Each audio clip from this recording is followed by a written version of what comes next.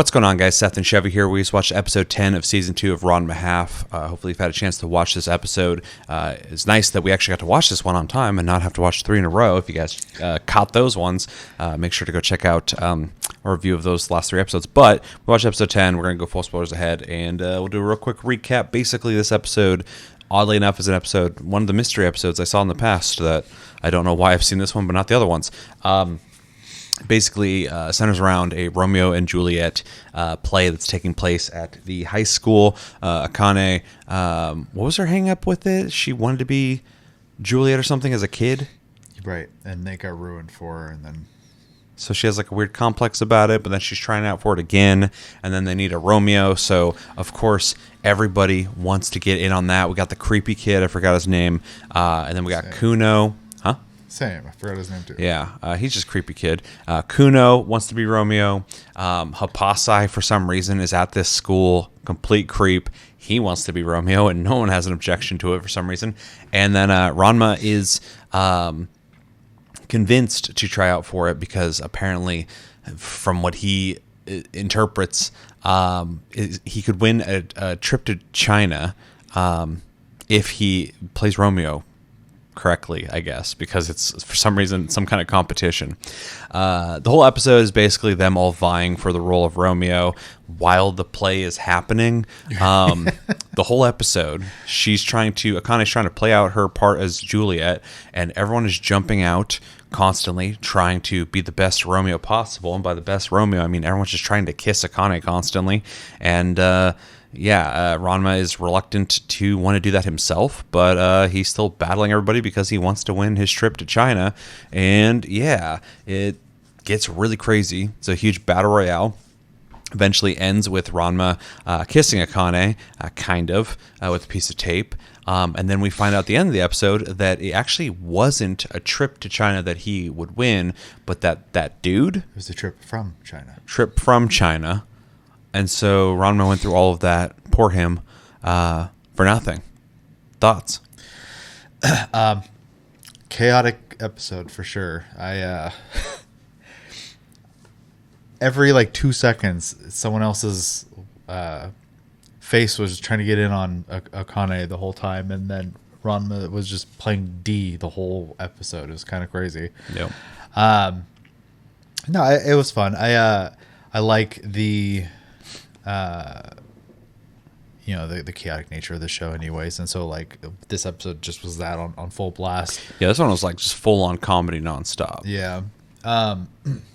To the point where even the dads got involved. Yeah. And they don't even know why they were there. And then also one of Akane's sisters was also there. Everyone was there apparently. Watching the play. Yeah.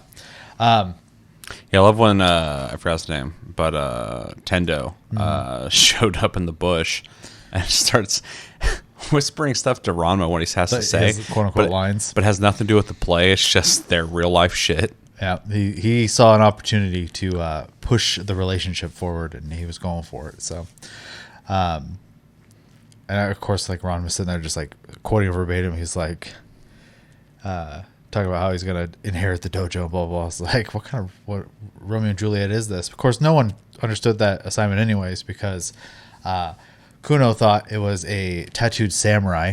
That's what Romeo was supposed to be. Hapasai, all he cared about was that he might get to smooch on a lady and drink some alcohol, and he got to drink some alcohol. He did, because he forcefully got put in a box with water. The treatment he often gets, apparently taped up. And then the other kid, the voodoo kid, I can't remember his name. Creepy. Constantly just hiding, and then showing. At one point, tried chloroforming her, which was creepy. Yeah, that was a little wild. I was like, I don't think that flies today, but all right. Especially from a dude who is this creepy incel type kid who is excited to talk to Akane apparently, but also is willing to knock her out. Yeah, that was a pretty crazy scene, and obviously it wasn't actually written recently, but it was still included, which was I give him some credit for having the balls to do that. So, yeah, and then the play itself was a complete disaster. If I was in that audience, I would be very, very upset. Because it's just three dudes fighting each other while, one person's trying to participate. I mean, it was literally just another competition that happens every single episode where the competition happens, some announcer's yelling, and everybody's watching it happen, except for this time as a play. But everybody's just in there watching in awe as they're fighting, but also expecting a kiss at the end. This is all that happens in this city is people competing. So yeah. But yeah, I mean, it was a pretty straightforward episode outside of that. And then, of course, we get the very typical ending of it wasn't quite as expected, and Ranma is not cured still. So, but yeah, it was fun. Yeah. I kind of said it earlier, but as we were watching it, I was really confused because as soon as the episode started, I was like, I've seen this episode. Which, if you haven't been following the reviews, first season I'd seen every original episode, so it was kind of like revisiting that, which I thought was great. This season started out with a couple episodes I'd known, and then a bunch of episodes I'd never seen before, and then there's like 2 episodes where I was like, I've seen these. Why have I seen these episodes? And then a bunch of episodes recently we watched I hadn't seen, and then this episode, as soon as it started, I was like, it's the Romeo and Juliet episode. Why do I know this episode? I know the whole thing. I was like, that's fucking weird. So we're kind of theorizing. I think back in the day when we were downloading anime, I might have downloaded some episodes and not got all of them. Yeah. Because that's the only thing I can think of. Otherwise, I have no idea why the hell I've only seen like certain episodes. Or maybe some of the early DVDs we had like no filler episodes, just main events, something like that. Yeah, maybe. It's like back in the late 90s. So yeah, I would say it was not a very accessible time. Yeah. So it was a different time. But took what you can get. Yeah. But yeah, this episode was great. I really enjoyed it. Especially because the nostalgia factor was there, but also some stuff seemed kind of new. So like the fight scene between Kuno and Ranma and Akane, first off, wasn't the best animation ever, but some of the best animation I've seen of this show was in that fight scene. You could tell Mappa was like, oh, we get to do a fight scene. And so like there's some pretty slick animation going on there. I was like, this is actually kind of cool. Like it's kind of weird. Actually made Kuno look like a badass for the first time ever, because he was like cutting bottles and shit, and he was like swinging his sword around and like that scene, yeah. knocked Akane's sword out of her hand. Like he actually seemed pretty proficient. Normally it's just Ranma beating his ass, so that was kind of cool. And yeah, the animation was neat. The comedy was on point in this episode. There was an episode or two in the last 3 episodes that we watched that in our review we had said that 7. it was kind of a slower episode, kind of like, not as good as the rest of the season, which is fine. Not every season's gonna be perfect for the most part. This episode definitely made up for that. This was a really good one. I thought it was a lot of fun. The whole battle royale thing was ridiculous. I think it's hilarious that the creepy kid was even mixed into this and he was self-aware, but he's not competitive in any sense. I mean, he tried to do a terroristic bombing of Ranma. That's true. He tried to knock out Akane. He's using poison apple. He tried to he disguised himself as like railing or whatever. He was just next to Akane the whole time. Really, really crazy stuff. Yeah, bro's got on a list. At one point, he said violence isn't the answer. Then he tried to stab Ranma, but Ranma just blocked it instantly. Yeah. So he's up to some bullshit. But yeah, Kuno, Hapasai being extra creepy as well. But he's always hilarious to me, just how ridiculous he is, especially because he's so like gullible to everything.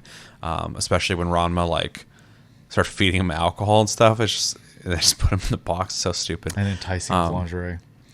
Yeah. This episode was also fun because we got a little bit more of the sentimental, ness that we get between Ranma and Akane. They share a kiss. It's like very brief and there's tape there, but we get a little bit of like there is a thing there between them that they always hint at, but you don't really get a whole lot even from. Ranma's reason for being hesitant to even kiss her was because he actually likes her. It's not that, if she disliked her, it wouldn't be a big deal. So we get, and it's very rare in this show, but we get some humanity to the characters, some depth to the characters that I don't expect ever from the show. But when we get it, I'm like, oh, they are more than just Looney Tunes cartoony characters that are doing crazy shit. So I did appreciate that, although it didn't hang on it too long, which is good because the show is at its best when it is the comedy aspects of what they do with it. But it was cool to get something more from the characters. But yeah, overall, I really liked this episode. It was a lot of fun. It was really nostalgic for me to watch it because for some reason I just remembered it completely. And I don't know what the next episode will be. We'll see if I know it or not. Unless you do, yeah. We'll find out. I don't know. But yeah, this episode definitely made up for the slower one we had seen before. So I don't remember what episode that was. Was that the shampoo Ranma date with the challenger at the dojo? Yeah, that was episode. Yeah, 7 was the slow one. That was the one. That one was like, I could take this or leave this. So we don't really need this episode. Yeah, really good. Can't wait for the next one. Yeah. Anything else? That's it. All right, let us know in the comments what did you guys think about this episode. What were your favorite parts, least favorite parts, possibly? Maybe something we didn't talk about the episode that you want to talk about, and where do you think things are going from here? Are you looking forward to the next episode? And recommendations. If you have anything for us, let us know. We can't guarantee we'll watch it, but we will take it into consideration. There is a movie I still want to watch before the season's over that we'll do a review for, and then also the Jujutsu Kaisen movie. It's like the Shibuya arc, and then I think it's like an episode or 2 of the newest season, which I'm mostly interested in, even though I'd love to see the Shibuya thing on a big screen. Definitely interested in seeing that. So if we can do that this weekend or something, we'll try to do that as well, and then do a review. So, yeah, I've been Seth, this has been Chevy. Until the next review, we will talk to you guys later.